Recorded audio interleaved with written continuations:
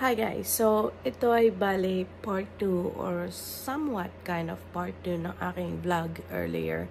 Gusto ko lang naman, baka kasi misinterpret ng mga ibang tao yung vlog ko previously. Ayoko naman maisip ng mga tao na hindi ako appreciative or I don't have any gratitude towards my stepdad or my biological mom sa buhay na meron ako o nagkaroon ako. Of course, masaya ako na nakasama ko sila. Masaya ako na naging parte ako ng buhay nila, ng pamilyang to.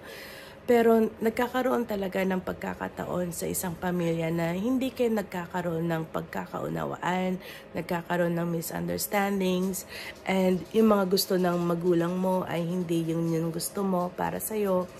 At yung mga gusto mo ay hindi yun ang gusto ng magulang mo. So, ganun ang nangyari sa sitwasyon ko. May maganda naman yung hangarin ng stepdad ko. Maganda yung gusto niya para sa akin. Pero nagkataon lang na yung gusto niya at yung gusto ko ay hindi nag-swak. So, nagkaroon kami ng misunderstanding. Nagkaroon ng hindi pagkakaunawaan. Hindi niya gusto yung mga tinahak ko sa buhay.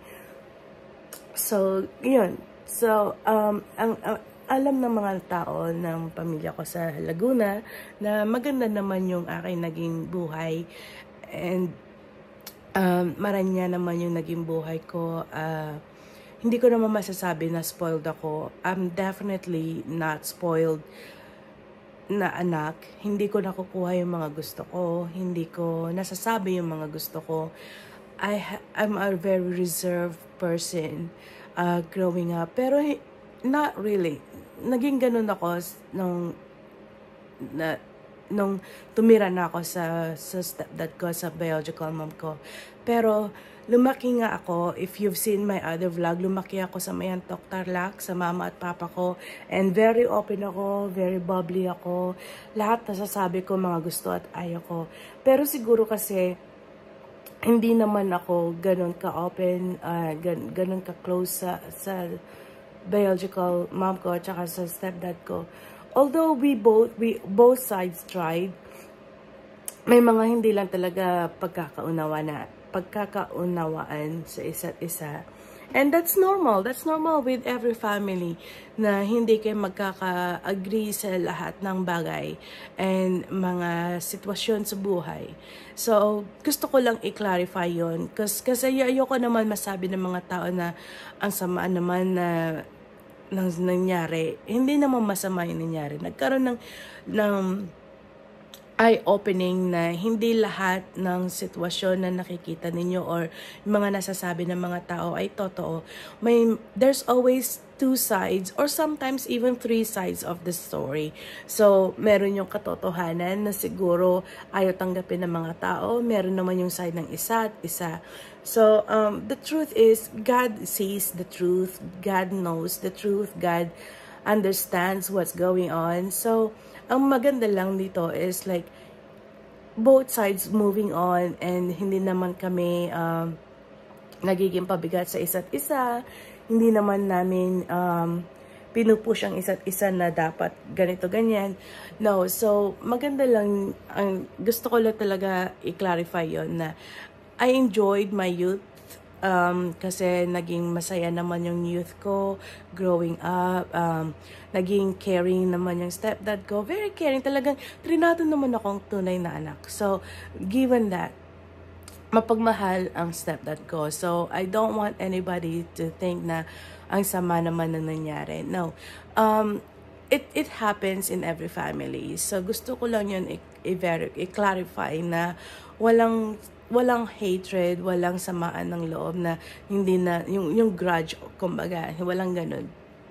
So, basta ma-clear lang yon. Ayoko kasi yung sabihin ng mga tao na bad naman ng stepdad ko or ang nangyari sa buhay ko. Iba lang talaga yung naging gusto nila para sa akin at iba yung naging gusto ko, iba yung sinunod ko at iba yung gusto nilang sundin ko. So, I think it's a life lessons din na gusto kong i-break as a cycle when you're becoming a parent is to have to make sumbat sa isang anak. Hindi kailangan sumbatan natin ang mga anak natin na, oy, ganito ang mga ginawa ko para sa'yo, para mabigyan ka ng magandang buhay. Dapat ganito ang gawin mo. Dapat, as a parent, we have to allow our children to make a decision for themselves, accept their decisions, and be their guidance, regardless of what the decision, whether you agree with this decision or not. Be there as a guidance, be there as a support system, kasi mahalaga yun. Napakahalaga sa isang tao, kahit sinong tao, na magkaroon ng family support system. Kasi yun yung nagli-lift sa kanila emotionally, mentally. Yun talaga yung mahalaga. Unfortunately, sa mga Filipino culture, naging normal na sa kanila na bilang isang magulang, dapat sila lang yung nasusunod, sila yung gusto nila yung dapat mangyari. And nagkakaroon din ng sumbatan na kasi parang, pinanganak kita, kailangan utang mo yung buhay mo, utang mo yung ganito. And that shouldn't be. Wala dapat utang ang isang anak sa isang magulang. Kasi hindi naman hiningi ng isang anak na ilabas sila, ipanganak sila. Nagkaroon kayo ng desisyon bilang isang magulang na magkaroon ng anak, at isang responsibilidad yon ng isang magulang na buhayin ng anak, bigyan ng magandang buhay, ipagkaloob sa kanila yung mga gusto ninyo bilang isang magulang. Pero hindi dapat maging isang utang yon ng isang anak habang buhay. As a anak, dapat magbigay lang kayo ng respeto, mahalin ninyo ang mga magulang nyo. Bonus na lang kung susundin ninyo lahat ng gusto ng mga magulang ninyo. Dapat ganun yun. Hindi dapat nagkaroon ng sumbatan. And, gusto ko lang na i-clarify yun kasi ayokong masabi ng mga tao na naging pangit ang buhay ko or not. No, naging maganda ang buhay ko regardless ng mga nangyari sa buhay ko, whether it's good or bad, whether I had a hard time or not.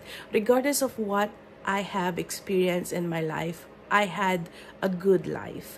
Gusto kong ma-verify yun. Napakaganda ng buhay ko, and siguro uulitin ko kahit na ano ang nangyari sa buhay ko kasi everything is a life lesson. Everything taught me how to be strong. Everything gave me a life lesson how to navigate certain things in life. So, maganda rin na magkaroon ka ng hardship sa buhay.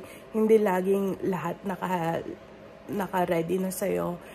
Maganda rin na pagdaanan mo yung mga hirap at mga hinanakit na nangyari sa buhay mo kasi yun ang magpapakatatag sa'yo, yun ang magtuturo sa'yo kung ano yung tama at mali sa buhay, yun din ang mag-open sa'yo ng ano ba yung gusto mo bilang isang anak, bilang isang magulang, bilang isang asawa, yun ang magtuturo sa'yo sa buhay.